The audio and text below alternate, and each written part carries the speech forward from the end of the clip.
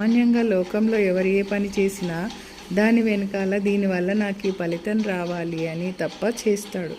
ఎందుకంటే అవును ఇప్పుడు ఈ ఫలితం రావాలని పనులు చేస్తూ ముందుకెళ్తాడు. ఫలితం రాకుండా ఫలితం వస్తే వచ్చింది, రాకపోతే రాకపోని అని ఎవ్వడు అనుకోడు అసలు. ఫలితం రావాలి అనే కామం అంటే కామం అంటే ఏంది? కోరిక. కోరికనే కామం, కామమే కోరిక. వీటిని త్యజించిన వాడు కృష్ణుడు అనమాట.